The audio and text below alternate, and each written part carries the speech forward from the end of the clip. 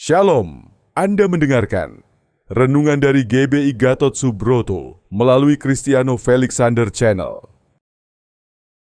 Renungan hari ini Senin, 15 Desember 2025, berjudul Hidup dalam Identitas.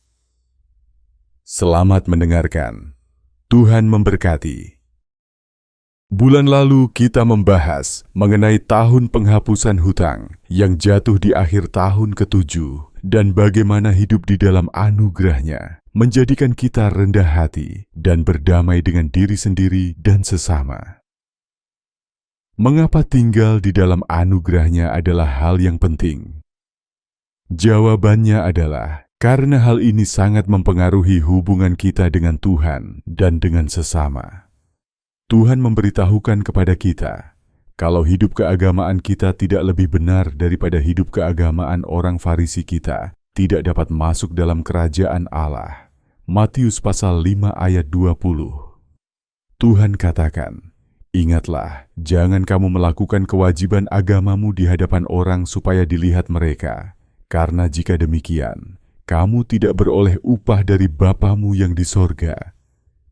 Jadi apabila engkau memberi sedekah, janganlah engkau mencanangkan hal itu, seperti yang dilakukan orang munafik, di rumah-rumah ibadat dan di lorong-lorong, supaya mereka dipuji orang.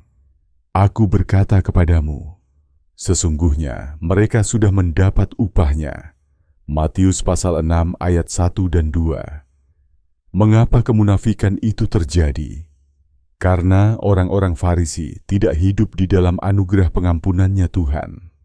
Mereka berbuat sesuatu pekerjaan agamawi mereka untuk diterima Tuhan dan untuk diterima atau dihargai orang lain. Mereka melakukan sesuatu to become somebody.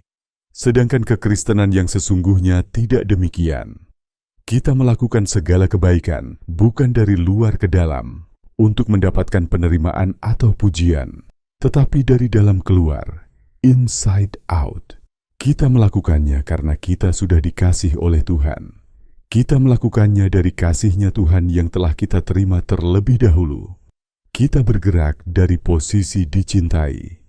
Daud adalah contoh dari orang yang bergerak dari dalam keluar, sebagaimana namanya, yang artinya the beloved, yang dicintai. Dia tahu dirinya dikasihi Allah, dan dia bergerak dari rasa cintanya kepada Tuhan. Demikian pula dengan Rasul Yohanes, murid yang dikasih Yesus. Dia tahu identitas dirinya sebagai murid yang dikasihi.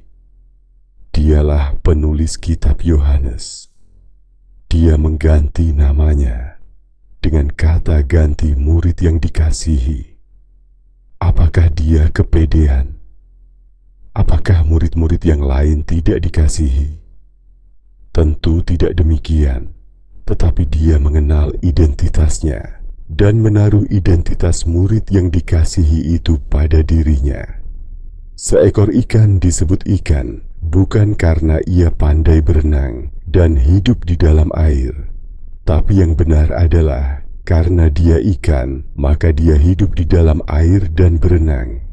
Demikian pula, karena kita tahu identitas kita sebagai anak-anak Allah, maka kita pun bertindak dari rasa aman sebagai anak-anak yang dikasihi-Nya.